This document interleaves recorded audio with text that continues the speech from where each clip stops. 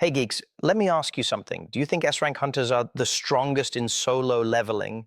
What if I told you that there are two other types of beings way stronger than them? Sounds crazy, right? But it's true. Just stay with me until the end of this video and you will know all about it.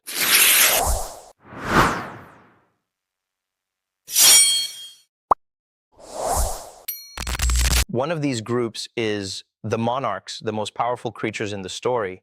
They were created by the absolute being, and their strength is almost unlimited.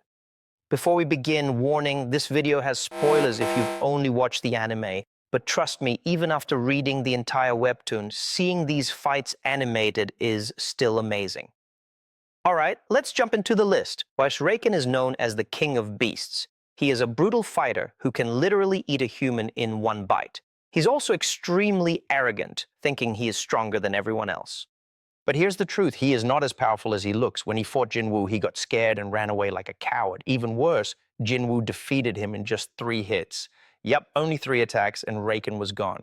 His so-called powerful beast form didn't stand a chance. So in the end, Rakan was just talking big but couldn't back it up. Lygia was smarter than Rakan. He was huge and powerful, capable of fighting top hunters easily. But his biggest strength was his truth induction ability.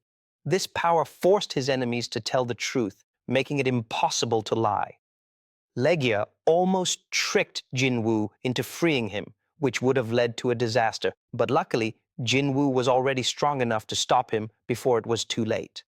Tarnak was known as the Iron Body Monarch, but honestly, he should have been called the Paper Body Monarch because Jin-Woo tore through him easily. His golem-like form made him look powerful, and he had abilities like telepathy and high defense. But in the end, he was destroyed just like the others. The only difference, he lasted 4 hits instead of 3. Tarnak was at least smart enough to know he couldn't fight Jin-Woo alone, but that didn't change his fate. He was still wiped out. Yogmund was the monarch of specters, meaning he had spiritual powers that made him different from the others. However, in the manga, he didn't get to show much of his power, so we don't know exactly how strong he really was. One thing is clear, he realized that Jin-Woo was too powerful, so he chose not to fight him. Also, he never found a strong enough body to hold all his power. That means he was stronger than some of the other monarchs, but not strong enough to be at the top. Now, this one was really dangerous. The Plague Monarch gave Jin-Woo one of his hardest battles. She had necromancy-like abilities, meaning she could revive the dead and make them fight for her. She also had poison attacks, high mana, and crazy regeneration. She was even able to grow back half of her body after getting nearly destroyed. Her most dangerous power, the Jeju Island ants, some of the most terrifying creatures in solo leveling.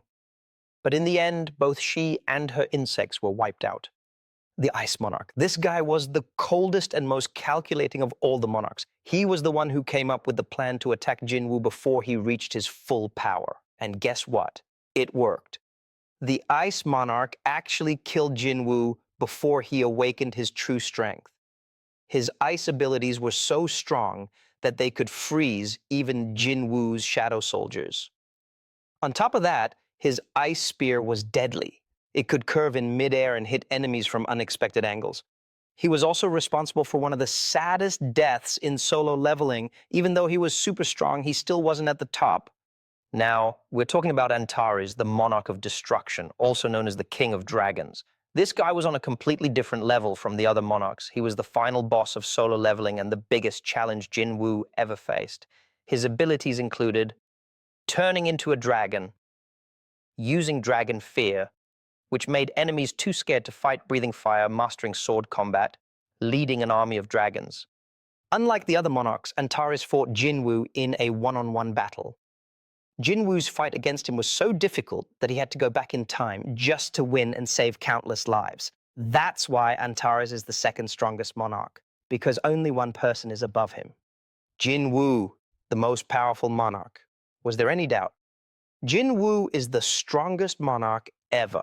He defeated every other monarch and proved he was unstoppable. Even though he had his shadow army, he was still powerful on his own. Unlike the others, his strength had no limit. He kept getting stronger with every fight. If he kept leveling up forever, he could even battle with other anime characters put there, like Goku or even Saitama. And if somehow he beat Saitama and turned him into a shadow soldier, who in the entire anime universe could stop him then? Let me know in the comments. Every monarch had their moment to shine, but in the end, none of them could match Jin-Woo.